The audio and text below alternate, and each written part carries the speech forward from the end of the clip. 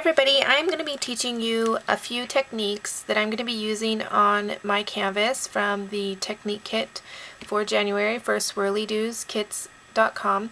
And so the first one is I'm going to be using some of this multimedium, and it's going to be an image transfer onto canvas. So it's really cool, and this is a piece of the Prima canvas tape, I believe it's called.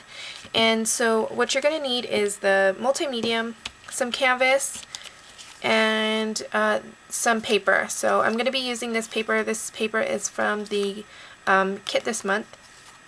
And you're also going to need a paintbrush and some water. And so what you're going to do first is you're going to spread the multimedium onto the canvas. Okay, so you want a generous amount. There's grooves and things in the canvas, okay? So you want an even amount. You don't want to glob it on there. See how it's kind of globbed.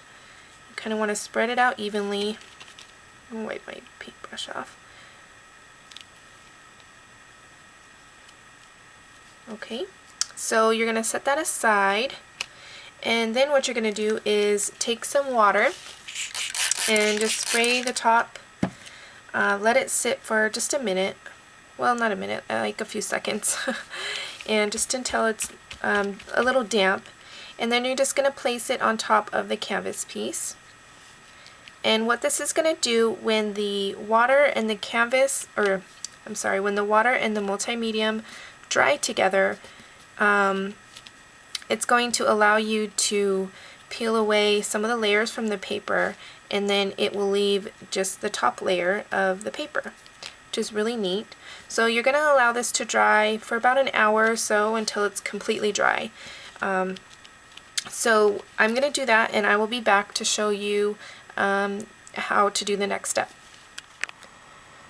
Okay, so my canvas and paper have been drying for quite some time, so now what I'm going to do is, well, first you're going to want to cut around if you made it larger than your shape or whatever you're doing this on. So I did that, and then now what you're going to do is you're going to take some more water and just lightly spray it. You don't want too much on there. And then just rub it around. And then you're just going to rub off the layers just like this. Hopefully you could see that. And then see how it just rubs the layers off. You'll see here that soon enough it will reveal the other side of the paper.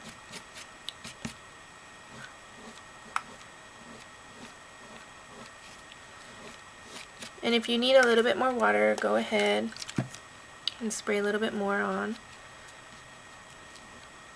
You don't want to rub too hard. You kind of want to just slightly rub. It'll all come off.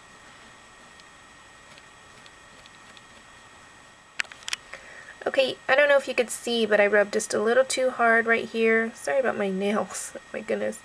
But that's okay because it gives it just a little distressed little look. But I hope you guys like this tutorial, and thanks so much for watching.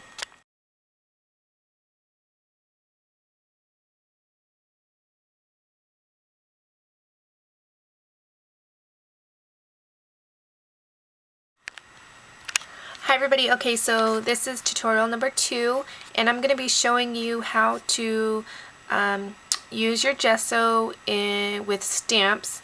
And I strongly suggest that you immediately wash your stamps off, especially if you're using acrylic or the clear stamps, because it will stick and it takes a while to get it out. So that's just a little tip there. Okay, so I'm going to show you how to stamp and make this really cool background for any project basically, but I made a tag. And so what you're going to need is the gesso, and this is the white gesso, and then in the technique kit comes these really gorgeous colors of Tattered Angels. This is the Apricot Nectar chalkboard, and this one's Coffee Shop. And also you're going to need some stamps. I'm using the stamp from the kit this month. And so I'm going to be making a tag, so I'm going to be using a tag. And I think that's about it. So let's get started. Okay, so first thing you're going to want to do is spray the entire background with whatever color you want. I'm going to be using the Coffee Shop. Okay, so you want to spray pretty liberally, get it all soaked in there. And use a paper towel to get the excess off. Okay, so now you're going to want to dry it. I'm going to use my heat tool. Okay, so just another little tip. I used my two-way glue pen, and I actually put a little bit on the edges and kind of in, you know, the little intricate parts of the mask here. You can see I've been using mine a lot, so that way it kind of sticks a little bit to, and let it dry before you stick it to your project. And then that way it allows you it to be a little sticky, so it's a little easier to work with. Okay, so now what I'm going to do is I'm just going to lay down my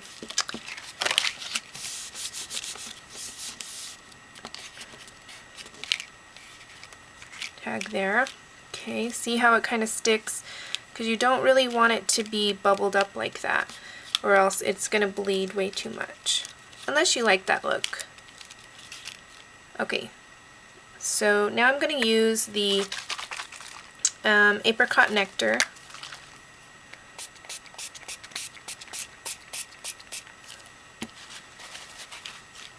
And you're going to just dab it off here.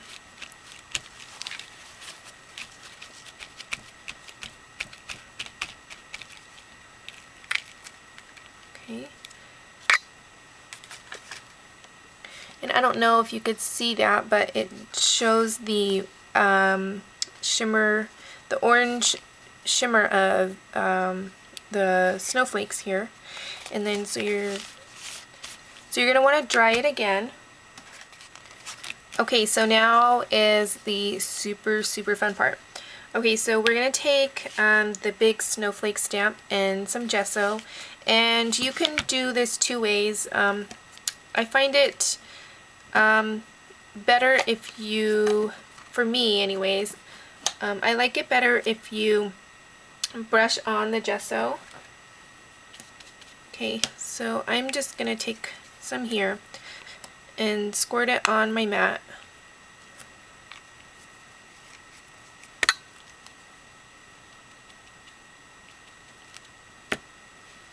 And then just brush it on the stamp.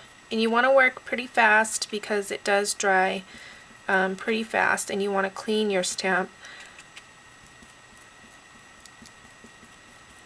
Okay, because in this way you have a little bit of texture when you stamp the image, and it's really cool. So when you brush it on, you can leave parts that has more gesso on it, and then parts that, you know, are a little bit thinner, so it's really pretty cool.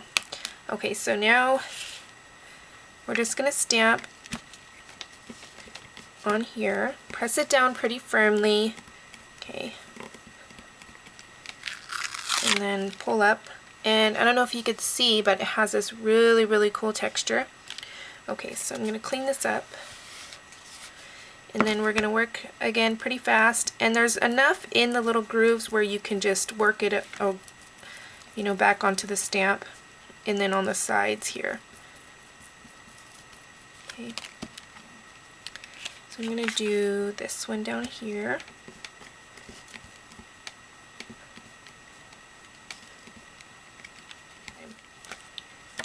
Okay, so I brushed it around again, and I'm just going to take it and I'm just going to stamp it in the corner here.